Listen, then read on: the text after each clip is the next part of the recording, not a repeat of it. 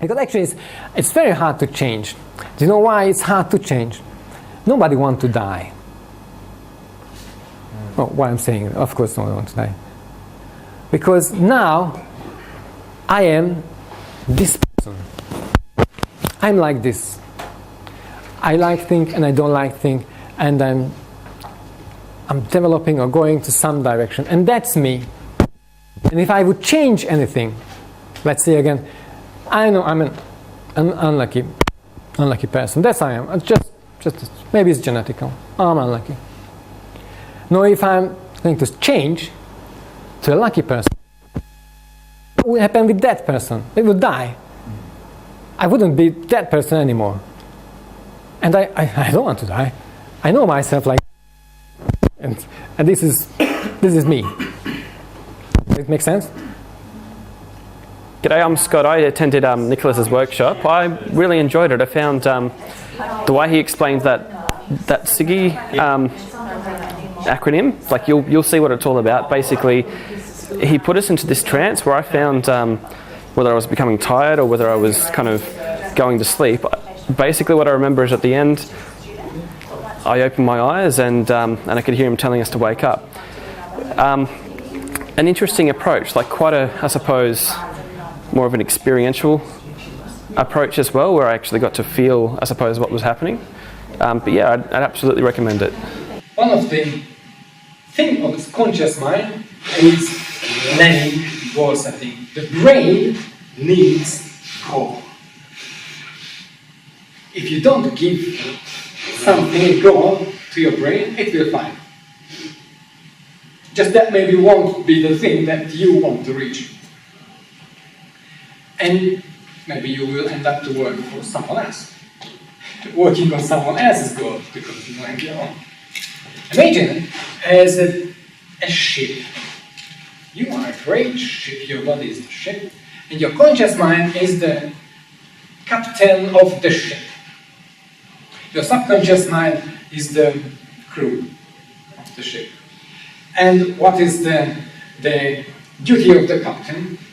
The captain's duty is to tell the crew where to go.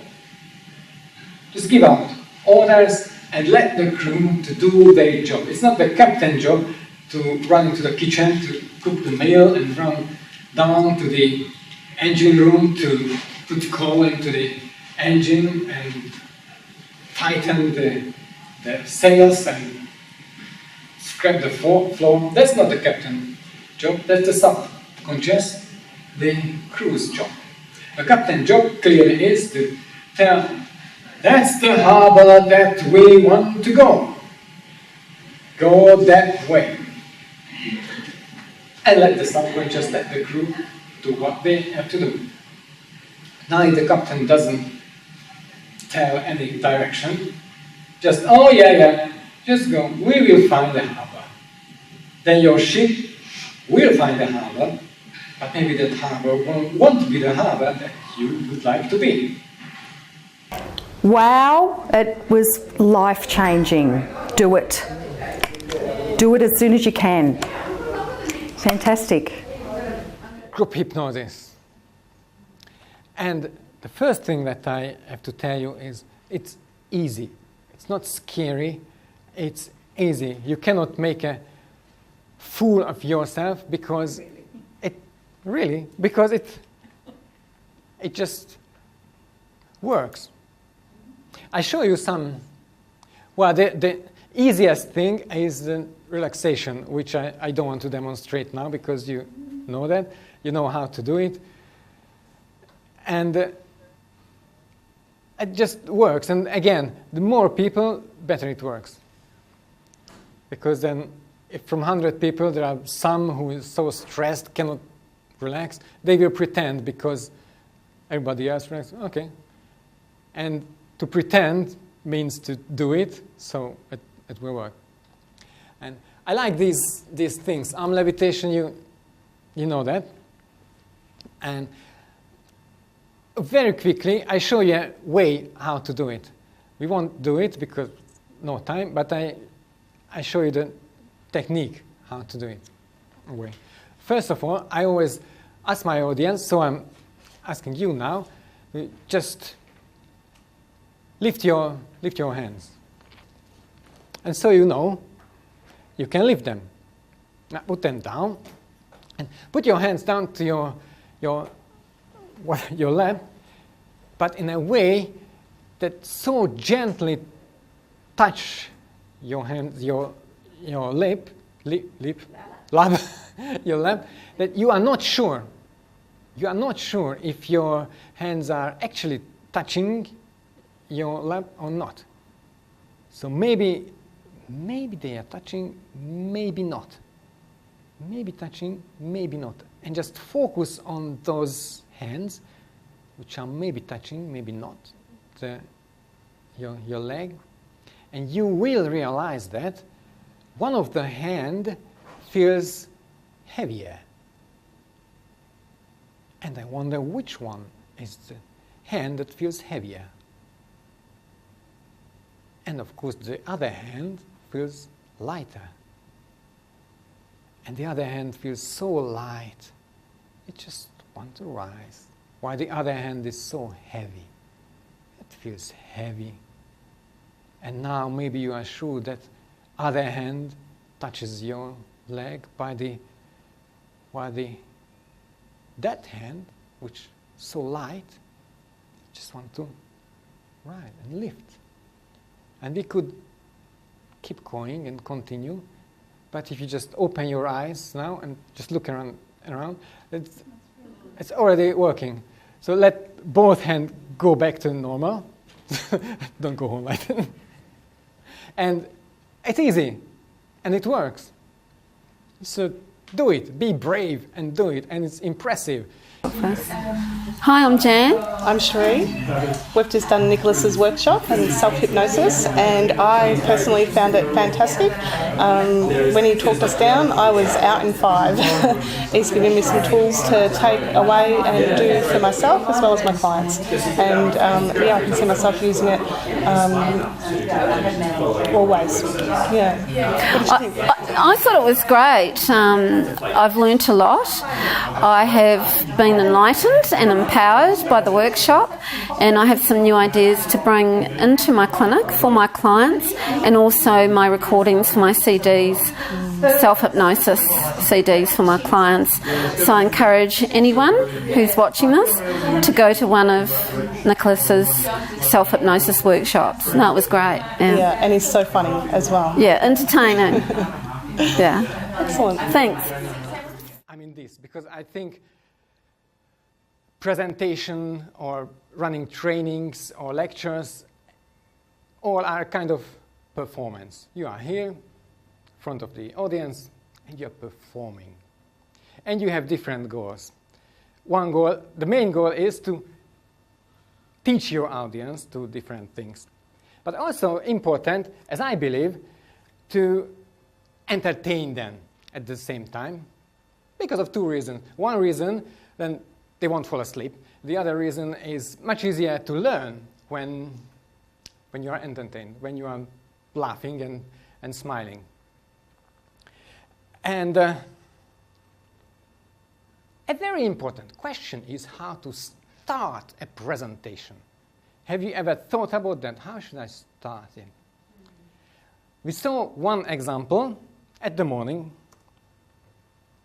That example was a very gentle version of the US style presentation start. I call it opening gambit. That's supposed to be the US style or rock style presentation. And you know what I'm talking about.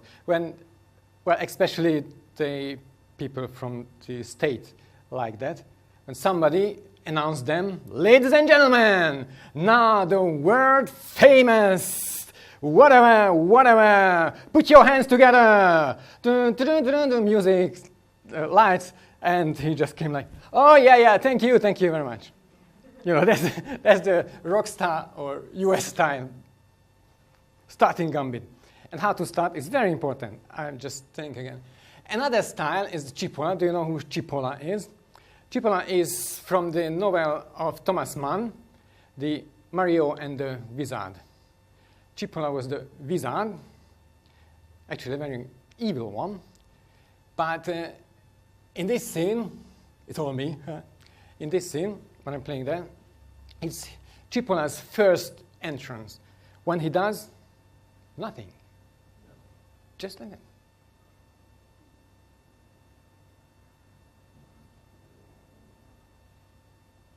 It can be a very powerful start for a workshop or a presentation, especially when people are not settled down yet. So you just come to the stage, just focus, collect yourself, and just stand. And make eye contact. And you will be able to make eye contact with more and more people, and they will just focus on you, and you can start your presentation. Another kind is the spontaneity. I put this picture on because I think it's a cool picture, and it shows to be spontaneous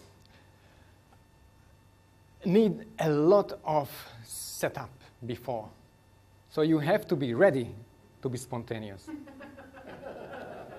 Really. So a start, and I did a kind of spontaneous start just now, but an even better one would be, and it's the best when people are just coming in. So you are the first in the room, and people coming in, you're just sitting or standing, and just pretending to sit on the table, and start to talk. How are you today? No, you come here, and what's your thought about presentation? Have you ever done some presentation? And when people are coming in, more and more people will be involved, and it's a very smooth journey from the one-on-one conversation when I'm starting to talk to everyone, and nobody would recognize when I was talking privately and when I started to talk to everyone. And you already had started, and you're already involved in it. And fourth, the stand-up, when you start with some joke or a funny story. So it's a funny start of a conversation. And you get the attention of your audience because of the fun. These are the four main type of opening gambits. And you understand why it's important to make an expression. The first moment. Hi, my name is Laurel Ironside. I came here tonight to this workshop by Nicholas to learn more about self-hypnosis. Previously, I've actually done a whole session one-on-one on self-hypnosis, but I didn't learn as much as I did tonight. I'm really delighted because I'm looking forward now to teaching my clients more about self-hypnosis more confidently. And Nicholas's presentation was really entertaining as well as informative, and a really fantastic night and a great way to spend a few hours, and I'd highly recommend Nicholas to any clinical hypnotherapist. Thank you. Hello, I'm Stella Duchera.